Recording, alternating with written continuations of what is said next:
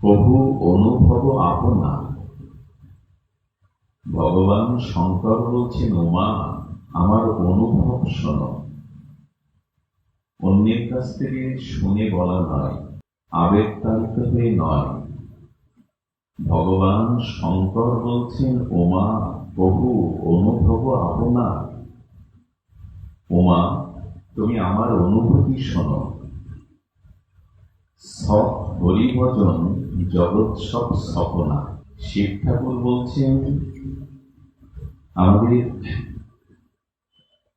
শঙ্কর ভগবান বলছেন, আমার অনুভূতি হল জগৎ স্বপ্ন।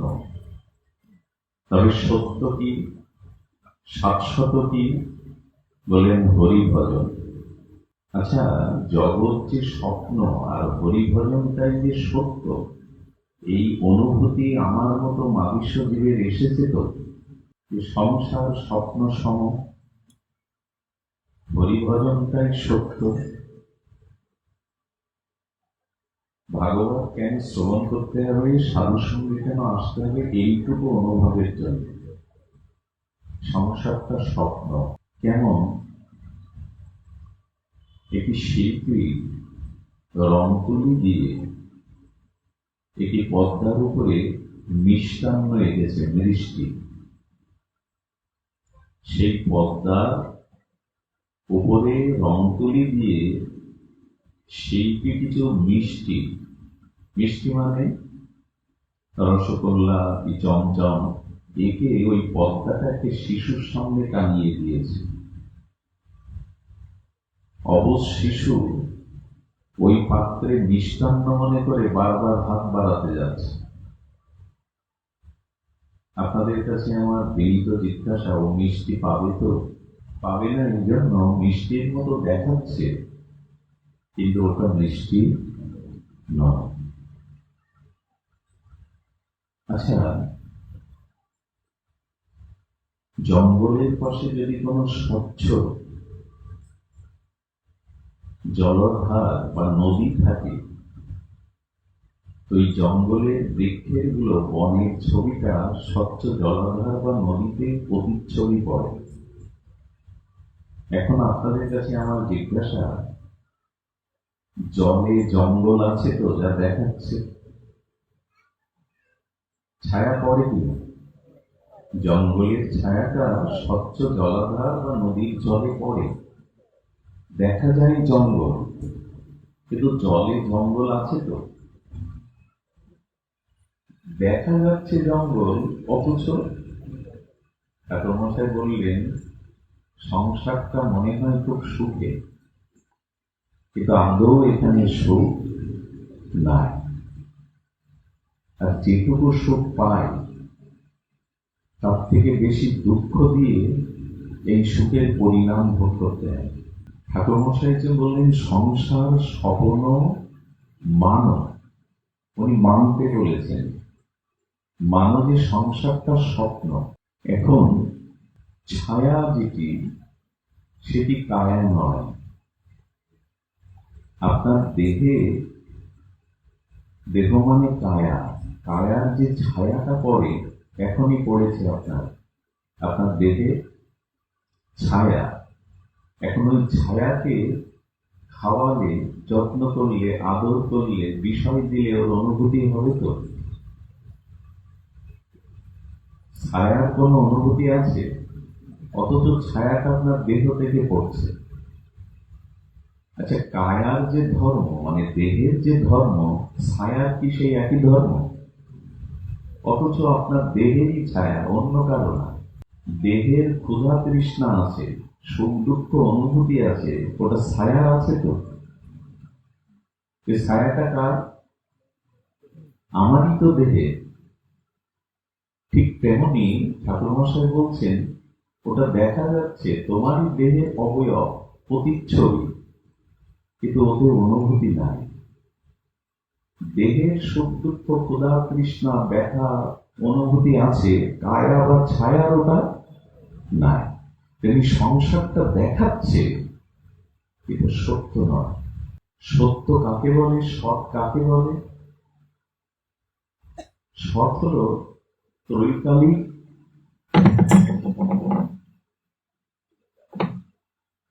ত্রিকালিক অর্থাৎ ত্রিকালে যে বস্তুর বিদ্যমানতা আছে, পূর্বে, বর্তমান, ভবিষ্যতে যা থাকবে, বিনষ্ট হবে না, তার নাম সত্য। স্বপ্ন যখন দেখি তখন ওটা সত্য সত্য ভান হয়। স্বপ্ন ভেঙে গেলে সত্য মনে হয় কি? একবার রাজসী জনক রাত্রি স্বপ্ন দেখছে, মিথিলার রাজপুরীতে স্বর্ণ সিংহাসনে স্বপ্ন দেখছে যে হঠাৎ তার মিথিলা আক্রান্ত হয়েছে বহু বহির শত্রু দ্বারা। বহু সেনা সামর্থ্য তার চোখের সামনে পরাজিত হলো, জনককে বন্দী করা হলো। যখন বিজিত রাজা জনককে মারতে উদ্যত হবে, তখন মন্ত্রী বললেন উনি জ্ঞানী, উনি মহা রাজসী জনক, ওনাকে হত্যা করার প্রয়োজন নেই, অপমান করে রাজ্য থেকে তাড়িয়ে দিন। স্বপ্ন দেখছে কিন্তু ওনাকে তাড়িয়ে দেওয়া হলো। ক্ষুধা তৃষ্ণায় কাতর, শ্রান্ত ক্লান্ত হয়ে ঘুরছেন। 2-3 দিন ঘুরতে ঘুরতে অন্ন জলে ক্লিষ্ট হয়ে, ক্ষুধাতুর হয়ে বড় কাতর উনি। দেখছে একটা ধর্মীয় সত্রে মানুষকে অন্নদান করা হচ্ছে। খুব কষ্ট করে একমুঠো অন্নের জন্য গিয়ে দেখে অন্ন বিতরণ শেষ।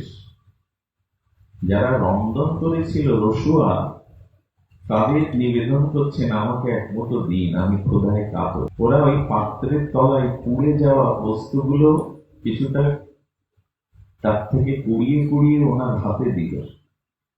উনি হাতে নিতে যাবেন, তখনই একটি চিল এসে ওনার হাতে ছো মেরে যেটুকু পারল আর সব ড্রেনে পচা ড্রেনের মধ্যে পড়ে ছড়িয়ে গেল। উনি ক্ষুধায় কাতর হয়ে কাঁদছেন, ঘুম ভেঙে গেছে, ভেঙে আর ঘুমাতে পারেনি। ওনার মুখে শুধু একটাই শব্দ, এটা সত্য না ওটা সত্য। ঘুম ভাঙার পরে দেখে উনি স্বর্ণ সিংহাসনে স্বর্ণ পালঙ্কে শুয়ে আছেন, মিথিলাধিপতি রাজসী জনক। উনি বিড় বিড় করে সারা রাত একটাই শব্দ বলছেন, এটা সত্য না ওটা সত্য। ওনার স্ত্রী মানে মহারানী বিভ্রান্ত হলেন। ওনার মস্তিষ্কে কোনো সমস্যা দেখা দিল। আচার্যদের ডাকা হলো, ঋষিমণিদের ডাকা হলো, অষ্টবক্র মণিকে ডাকা হলো, আপনি বলুন উনি এমন বলছে কেন? এই মহাবিদ্বান অষ্টবক্র মণি বলছেন, আপনি যে স্বপ্ন দেখেছেন ওটাও সত্য না, আবার এটাও সত্য না, কিন্তু আপনার আত্মা সাক্ষী স্বরূপ সত্য। স্বপ্ন যখন দেখেছিলেন তখন আপনি আপনিই ছিলেন, আত্মা আত্মাতেই ছিল। ওটা মিথ্যা না, আত্মা ছিল বলেই স্বপ্নটা দেখেছিলেন। ঘুম ভাঙার পরে যেটা দেখছেন এটাও সত্য না, কারণ আপনি যখন জন্মেছিলেন এই রাজপ্রাসাদ নিয়ে জন্মাননি, রানী নিয়ে জন্মাননি, পিতামাতাকে সাথে নিয়ে জন্মাননি, এমনকি ঐশ্বর্য এগুলোর সাথে নিয়ে জন্মাননি। আবার মৃত্যুর পরে, আচ্ছা আপনাদের কাছে আমি যদি খুব বিনয় সহকারে জিজ্ঞাসা করি, পৃথিবীর কোন পার্থিব বস্তু পদার্থ মৃত্যুর পরে আজ পর্যন্ত কে সাথে নিয়ে গেছে? পৃথিবীর কোন বস্তু পদার্থ মৃত্যুর পরে কে সাথে পরকালে নিয়ে গেছে? একজনের নাম বলুন। কেউ নিয়ে যেতে পেরেছে কি? তাহলে আগে ছিল না, পরেও থাকছে না, মাঝখানের এইটুকু তাকে ভোগ করতে গেলে দুঃখ পাচ্ছি, এটা সত্য হয় কি করে? সত্য তো আগেও ছিল, এখনো আছে। এবং যখন স্বপ্ন দেখছিল তখন জনকের আত্মা ছিল। মরা ব্যক্তি স্বপ্ন দেখে? মরা ব্যক্তি কি স্বপ্ন দেখতে পারে? আত্মাটা তখন ছিল, ওটাই সত্য। আর যখন জেগে গেছে এটাও তো সাথে আনেনি, থাকবেও না চিরদিন, এটাও প্রকৃত সত্য না, কিন্তু তখনও আত্মা সত্য। এই জন্য বলছেন একমাত্র ভগবত ভজন বা ভগবানই সত্য, আর এই জগৎ যা দেখছ স্বপ্ন। এভাবে বললে আর আমরাও মাথা ঘোরালে অত সহজে আমরা এই বাক্য মেনে নেব না। মেনে নিলে আমাদের আত্মকল্যাণ হয়ে যেত, উদ্ধার হয়ে যেত। সারাটি দিন কবুতরের মতো বক বক করি, এটা আমার, ওটা আমার, এই আমার, সেই আমার। আমাদের এ কথা বোঝালে ভাবে যে জগৎ স্বপ্ন। সারাটা জীবন শুধু আমার আমার এই করে গেলাম। স্ত্রী আমার, পুত্র আমার, সংসার আমার, ঘর আমার, বৃত্ত আমার, পদ আমার। যেন ঠাকুর মশাই আঘাত আনছেন, এই স্বপ্ন। এক হরি ভজন, এক ভগবান ভজনই সত্য। কারণ এখান থেকে বিদেশে গেলে, সামান্য ভারতে যান, এই দেশের কোনো টাকা সরাসরি ওখানে চালাতে পারবেন না। পারবেন কি? ওই দেশের নিয়ম অনুসারে, আইন অনুসারে রুপিতে রূপান্তরিত করতে হবে।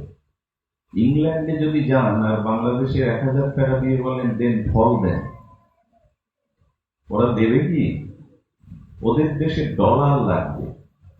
তবে ভারতে হোক, বিদেশে হোক, সবখানে একটা জিনিস চলবে, সোনা, গোল্ড। সোনা চলবে কিনা? সব দেশেই চলবে। তেমনি ভগবান বলতে চাইছেন এই সংসারের যা কিছু তা পরকালে অচল, ওটা চলবে না। একটা জিনিসই কেবল পরকালে যাবে, চলবে, সেটা ভগবান ভজন, হরি ভজন। এটাই কেবল স্থায়ী, এটাই সত্য। কিন্তু এই সত্যটা এমনি এমনি উপলব্ধি হবে না। এটা আমি বললাম আর আপনারা শুনলেন, কাল থেকে যে আপনারা সংসার স্বপ্ন ভাববেন এরকম না। অনুভব আসতে হবে। অনুভব বা অনুভূতি, এটি না আসলে কিন্তু শতবার শত জন্ম শুনলেও এটি ক্রিয়া করবে না। তবে একটা আমিও দৃষ্টান্ত দেই। আয়নার সামনে গিয়ে দাঁড়াবেন। প্রত্যেকের বাড়িতে দর্পণ আছে, আয়না আছে। আচ্ছা, আয়নাতে ডান হাত দেখালে কোন হাত দেখায়? কেন দেখাচ্ছি? তো ডান হাত, আমিও তো ওর মধ্যে, আলাদা কেউ না, বিপরীত। আচ্ছা, আয়নার মধ্যে সুন্দরী যুবতী তার প্রতিচ্ছবি দেখছে, দেহে প্রতিবিম্ব পড়েছে। তো দেখছে যে চুলটা ঠিক নাই, আঁচড়ানো হয়নি। আয়নার মধ্যে গিয়ে চুল ঠিক করা যাবে তো?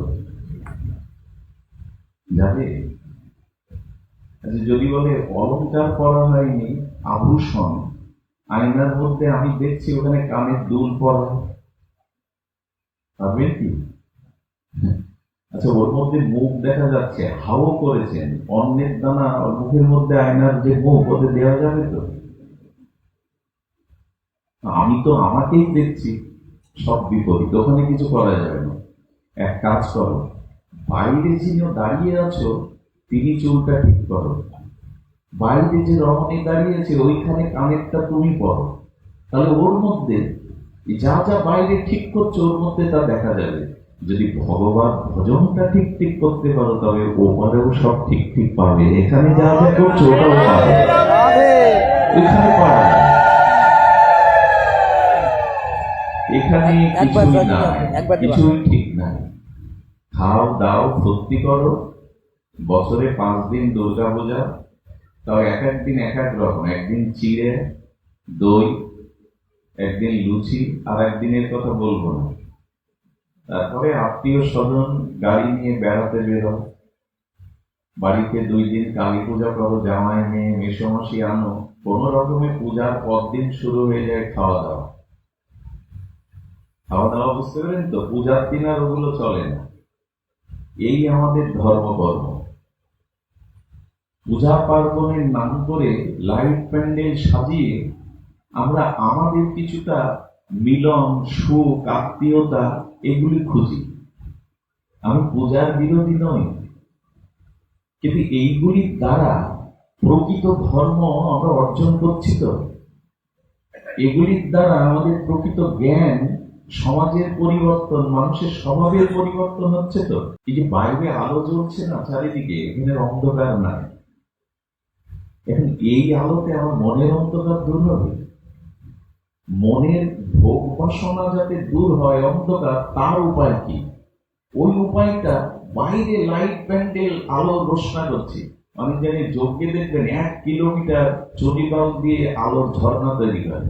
কত আলো, ভেতরের অন্ধকার দূর হচ্ছে তো। বাইরের আলো ছাড়ুন, সুন্দর করুন, যজ্ঞ মঞ্চটাকে সুন্দর করে সাজান, মানুষের নয়ন মন একটু আনন্দ পাবে, সুখ পাবে। কিন্তু ভেতরে আমাদের অবস্থা কি জানেন? মাথায় যদি ঘা হয়, বল বলে ঘা, খুব পৌঁছানো চুল দেখে লাভ আছে? স্বস্তি পাবেন? যন্ত্রণা আটকাতে পারবেন? করছি বটে, কিন্তু যন্ত্রণা যাচ্ছে না। 12 মাসে 13 পার্বণ, পূজা পার্বণ, যাগ যজ্ঞ করছি বটে, কিন্তু যন্ত্রণা যাচ্ছে না। এই ত্রিতাপ দগ্ধিত চালা যাচ্ছে না বলে এটা ভজন ছাড়া যাবে না। এটা ভগবান বা হরি ভজন ছাড়া এটা যাবে না।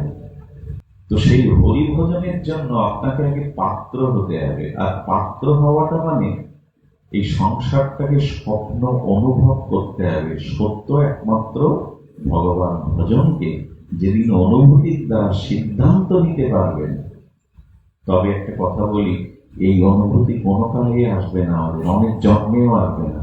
একটা উপায় আছে, দেখুন তো নিতে পারেন কিনা। একটা উপায় আছে, এই অনুভূতিটা আসবে। জগৎ আর আপনাকে মায়া দ্বারা ফাঁসাতে পারবে না। সেই উপায়টা হলো সনাতন গোস্বামী পাদ তিনি একটা দৃষ্টান্ত দিয়েছেন। এক রাজপুত্র 6 মাস যখন বয়স, এক দস্যু তাকে অপহরণ করে। আমার তো সন্তান নাই, সন্তানও পাবো, আর ভবিষ্যতে ওকে অপহরণের দ্বারা অনেক কিছু রাজ সম্পদ আদায় করে নিতে পারবে। এরা সাঁওতাল, ভীল এরকম জাতি, উপজাতি, চুরি করে জঙ্গলের মধ্যে, উপজাতি তো, ওখানে এই বাচ্চাটাকে নিয়ে স্ত্রীকে দিয়েছে লালন পালন করতে। রাজা বহু চেষ্টা করেছে, সন্ধান পায়নি। 10 বছর পরে এক ত্রিকালজ্ঞ জ্যোতিষী এসে 1000 হস্তরেখা বিচার করে বলছেন, আপনার পুত্র অপহরণ হয়েছে শিশুকালে। আমি জানি সে কোথায়। রাজাকে প্রণাম করে চোখের জলে জানালো, কৃপা করে আমার পুত্রকে আমার বুকে ফিরিয়ে দিন। বলে উতলা হবেন না, আমাকে চেষ্টা করতে দিন। উনি গণনা করে, ত্রিকালজ্ঞ মহাযোগী, গণনা করে ঘুরতে ঘুরতে এখন ওই এলাকায় গিয়ে উনি বৃক্ষের তলে বসেছেন। প্রতিদিনই বসেন, আর ওই উপজাতিদের বাচ্চারা খেলা করে গাছতলায়। খেলার মধ্যে দেখছে একটা ছেলে দেখতে অপরূপ, তপ্ত গলানো সোনার মতো গায়ের রং, তার দেখতে এদের থেকে আলাদা। জ্ঞানী তো, উনি অনুভব করলেন যে রাজপুত্র হলে এই হবে। এরকম রূপ এদের মধ্যে হয় না, আর ওর স্বভাব, ওর হাঁটা চলা বিপরীত। এটা বুঝতে পেরে ওকে ডেকে বলছে, কে তুমি? নিজের নাম বললো, পরিচয় বললো। বলে, আচ্ছা তোমার এখানে ভালো লাগে? বলে, না, এদের খাদ্য আমি ঠিক খেতে রুচি হয় না, কেমন যেন মনে হয়, এখানে আমার ভালো লাগে না। বললো, না লাগার কারণ তুমি এদের কেউ না, তুমি রাজপুত্র, তোমার পিতা একজন রাজা। বলি, তাই নাকি? বলো, হ্যাঁ। তাহলে আমাকে নিয়ে চলুন। বলে, ওরা যেতে দেবে না, অপেক্ষা করো, তোমার পিতা একজন রাজা। তবে শোনো, আমি তার নামটা বলে যাচ্ছি, তুমি নামটা স্মরণে রাখো। আমি সপ্তাহে 2-3 দিন এসে এখানে তোমার সাথে দেখা করবো, তোমার পিতার সম্পর্কে জানাবো। ও যে নামটা বললো না, রাজপুত্র পরিচয় দিল না, বাড়ি ঘুম আসে না। চিন্তা করে, আমি রাজার ছেলে, আমার পিতা রাজা, কবে ফিরে যাবো? ওই বাবার নামটা, রাজার নামটা উচ্চারণ করে। আচ্ছা, একদিন সাধুকে, আচার্যকে দেখে বলছেন, বাবার নাম নিতে, বাবার কথা ভাবতে এত ভালো লাগে, ওনার একটা ছবি দেখাতে পারেন, দেখতে কেমন? বলে, ওই জন্য তো এনেছি। ছবিটা বের করে বলছি, এই আমার বাবা, এত সুন্দর দেখতে, আমাকে আমার এখানে রাখবেন না, নিয়ে চলুন। রাজাকে গিয়ে বললেন, অমুক জায়গায় এমন সাঁওতাল উপজাতিদের মধ্যে তোমার ছেলে বন্দী, তুমি সেনা সামন্ত নিয়ে আর সেখানে তোমার ছেলেকে জয় করে নিয়ে এসো। ওদেরকে বন্দি করলেন, পরাস্ত করলেন, সন্তানকে আর রথে করে বাজি বাজনা করে ফিরিয়ে এনে উৎসব করলেন। এখন আপনাদের বলবার যে তত্ত্ব, সেটি হলো এই রাজাকে, রাজার পুত্রকে, সাধুকে আর এই সাঁওতাল উপজাতি যে অপহরণ করলো এরবাকে। এখানে তো গল্প কাবুর আসন না যে আমি আপনাদের গল্প শোনাবো। এটি বলছেন সনাতন গোস্বামী, বিজ্ঞ শিরোমণি। উনি বললেন ওই রাজা হলো ভগবান আর আমি হলাম তার পুত্র, অমৃতস্ব পুত্র। আমরা ভগবানের অংশ, পুত্র, অমৃতের পুত্র। আর ওই যে দস্যু, ওরা হলো কাম, ক্রোধ, লোভ, হিংসা। ওরা আমার ভগবান থেকে, আমার অস্তিত্ব থেকে হরণ করে এই মায়াময় দুঃখময় সংসারে আটকে রেখেছে। আর এই আচার্য জ্যোতিষীকে জানেন, ইনি হলেন শ্রী গুরু, শ্রী বৈষ্ণব। আচ্ছা, রাজা ছেলেটাকে উদ্ধার করতে পারলো না কেন? একটা কথা বলি, খুব মনে রাখবার মতো কথা। ভগবানকে আপনি নিজের চেষ্টায় পাবেন না, ভগবানও চাইলে আপনাকে পাবেন না। মাঝখানে শ্রীগুরুর প্রয়োজন।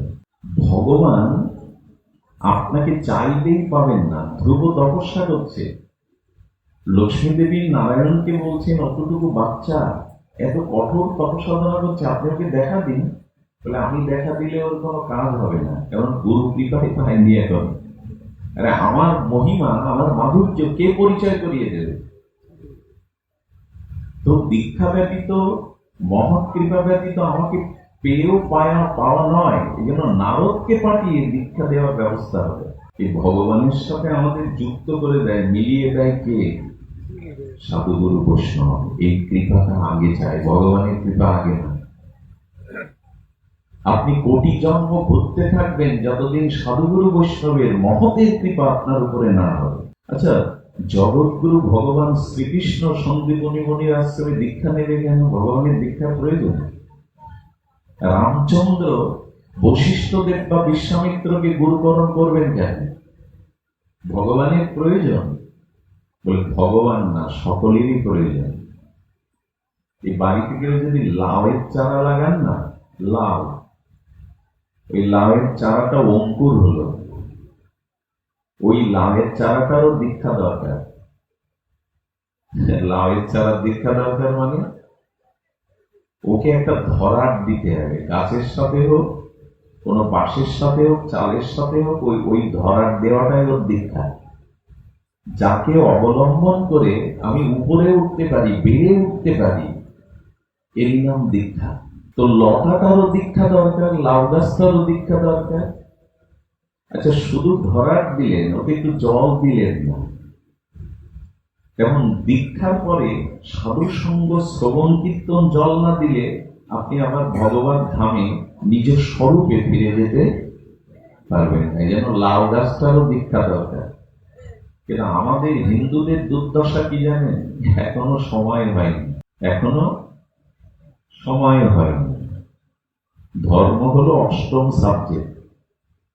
ভোগ সুখ করবো, ছেলে মেয়ে বিয়ে দেব, বৃদ্ধ বয়সে, তখন আর তো কেউ দেখতে পারে না, এখন বসে বসে হরি হরি করবে। অধিকাংশ মানুষের ধর্ম করবার অনুভূতি এরকম। যারা গুরু কৃপা পায়নি, মহৎ কৃপা পায়নি, তারা এরকম ভেবে বসে। ধর্ম হলো চতুর্থ পর্যায়ে গিয়ে, স্তরে গিয়ে তারপরে ভগবানকে ডাক। কিন্তু প্রহ্লাদ মহারাজ কি বললেন? কৌমারান আচারিত প্রাজ্ঞ ভাগবত ধর্মান। শিশু বা কিশোর বয়সে ছাড়া ধর্মকর্ম হয় না। আমি বলছি না, প্রহ্লাদ মহারাজ বলছেন। প্রহ্লাদ অতি শৈশবে নৃত্য করে ভগবানের কীর্তন করত। মা কয়েকটু বলছে, প্রহ্লাদ এই কীর্তন শিখলি কোথায়? নর্তন কীর্তন করিস তোর গুরুকে। বলে, তোমার গর্ভে যখন 7 মাস বয়স, তখন দেবশ্রীপাদের আশ্রমে কীর্তন পাঠ শুনে তোমার গর্ভ থেকেই শুরু করেছি নাচ গান কীর্তন। বলে, কেন?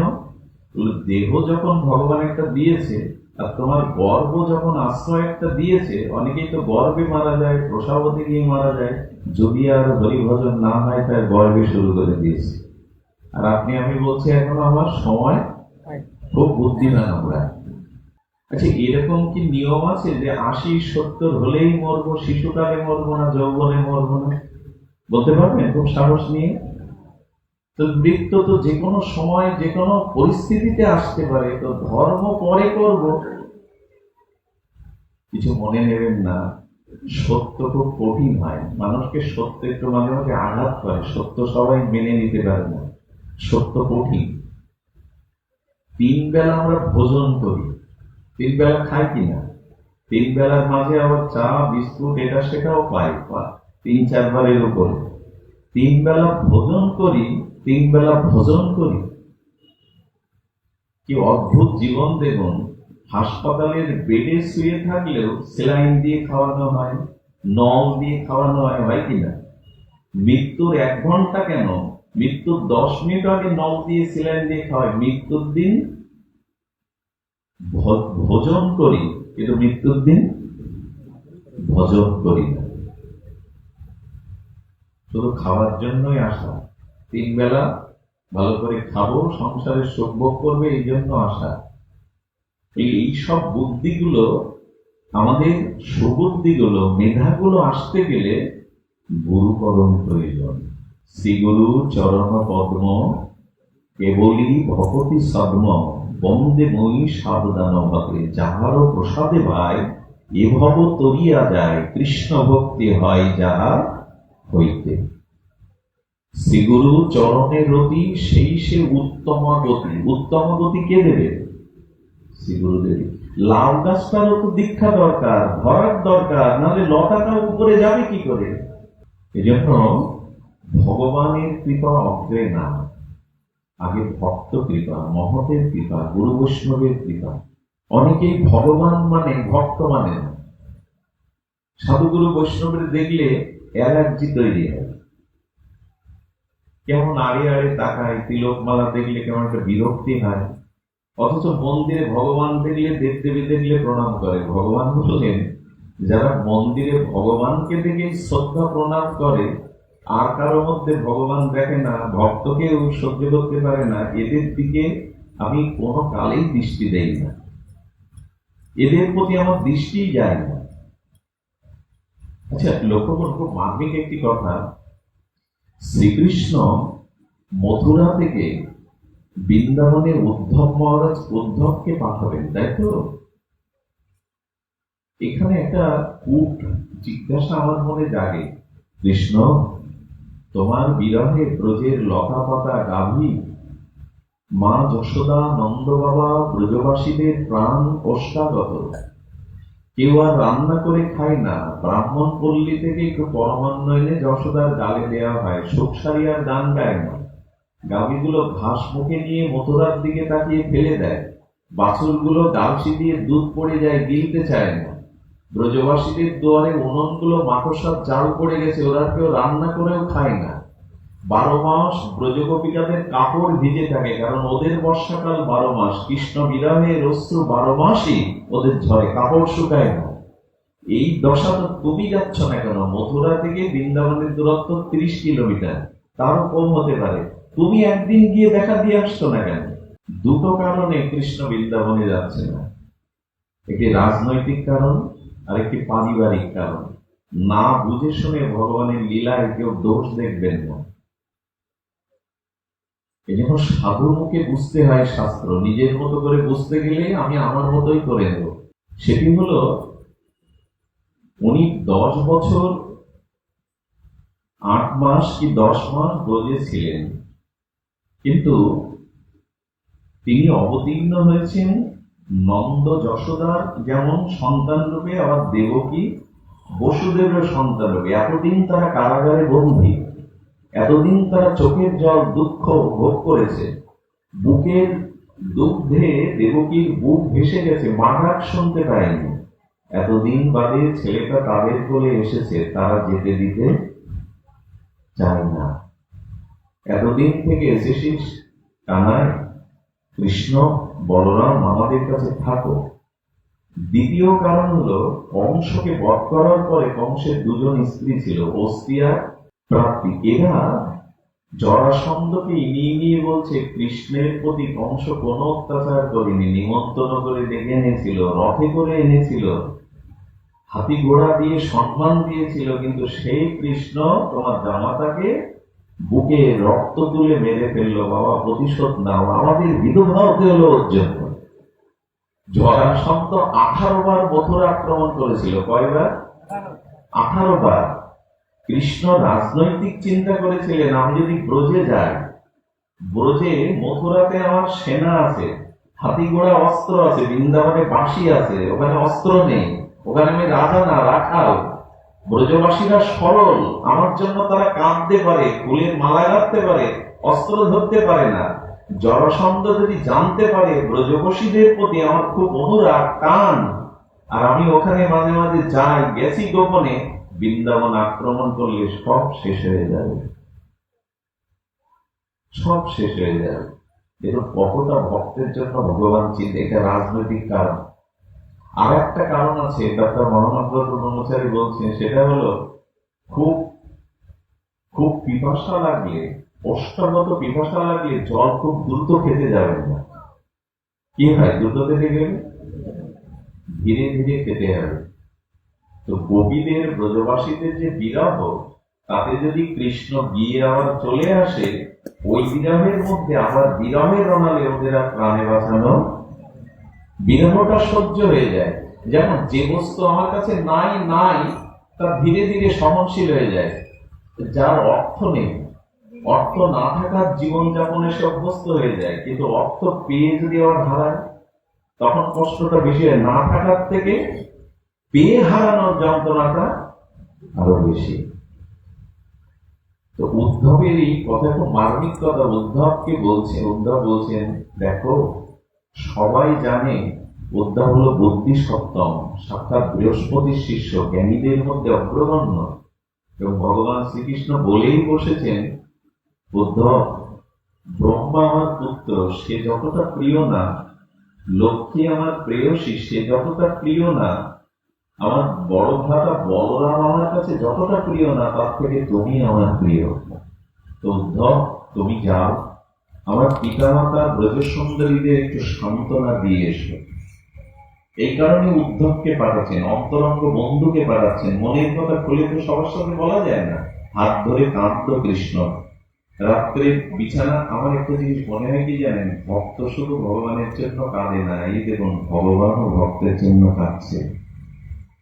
আপনি মনে করেন যে আপনি শুধু ভগবানের জন্য চোখের জল ফেলেন, ভগবান কাঁদে তো? বলে তুমি আর কতটা চোখের জল ফেলো, সে ভাসিয়ে দেয়। মহাপ্রভু কাঁদতেন আর মাটিগুলো কাদা হয়ে যেত, একটা খাল তৈরি হয়ে গেছিল চলে, এতটা কাঁদতেন। তুমি কতটা চোখের জল ফেলো ভগবানের জন্য, ভগবান তোমার জন্য কাঁদে। আচ্ছা, দরদটা কার বেশি? এই মেলার মধ্যে সন্তান হারিয়ে গেলে মায়ের আবেগটা, মায়ের হারানোর বেদনা বেশি না সন্তানের বেশি? আরে সন্তান তো কোথায় ঘুমিয়ে পড়ে, খাবার দিলে তার বলে দেয় মা। তো তুমি যতটা তাকে খোঁজো, তার থেকে বেশি তোমায় খুঁজছে ভগবান। তার প্রমাণ দেখুন, আমরা ভগবানকে খুঁজতে উপরে যাইনি, ভগবান আমাকে খুঁজতে ডাকতে জগতে এসেছে। দরদটা তার বেশি, করুণাটা আমার উপরে সব থেকে তার বেশি। ভগবানের করুণা যদি বলি, ভালো না বেশে থাকতে পারবেন না ভগবানকে। আচ্ছা, আপনি যে চোখে দেখছেন আমাকে, বা আমি আপনাদের দেখছি, কে দেখাচ্ছে এটা? আত্মা আছে বলেই তো, ভগবান আমার ভিতরে শক্তি রূপে আছে বলেই তো দেখছি। আপনি যে পায়ে হেঁটে এখানে এসেছেন, এই পাটা পরিচালনা করে কোন শক্তির বলে এখানে আনলো? বাবা মা? টাকা? কে আনলো? আত্মা আছে, তাই আপনি আসতে পেরেছেন। আচ্ছা, এখানে বসে আছেন কার ক্ষমতায়? মরা ব্যক্তি বসতে পারে নিজের চেষ্টায়? তো কথা বলুন, মৃত ব্যক্তিকে বসিয়ে দিলে বসতে পারবে না? কেন বসতে পারবে না? সবই আছে তো, হাত পা, পিতা মাতা, সংসার, মাটি, চেয়ার, বসতে পারবে না কেন? যার কারণে বসতো, হাঁটতো, দেখতো, চলতো, হাতে কর্ম করত, সে আত্মায় নাই। এই যে মাইকটা বাজছে, আলোটা জ্বলছে, সব বিদ্যুতের কারণে। এখানে বাল্ব আছে, মাইক আছে, ফ্যান আছে, চলবে না যদি বিদ্যুৎ। তাকে একটু ভাবেন তো যে সে কতটা আপন। কবিগুরু রবীন্দ্রনাথ এই জন্য বলেছিলেন, তুমি আমার আনন্দ হয়েছিলে আমার খেলায়, আনন্দে তাই কেটেছে দিন হেলায়। শেষে বলছে, সুর দিয়েছ তুমি, আমি তোমার গান তো গাইনি। তুমি দেহ দিলে, বিবেক দিলে, কণ্ঠ দিলে, দেখবার শক্তি দিলে, চলবার শক্তি দিলে, অথচ তোমার গান গাওয়া, তোমার ভজন করা আমার হিয়ার মাঝে লুকিয়েছিলে। দেখতে তোমায় সব দেখলাম জগতে, শুধু যে হৃদয়ে আছে তার দিকে তাকা।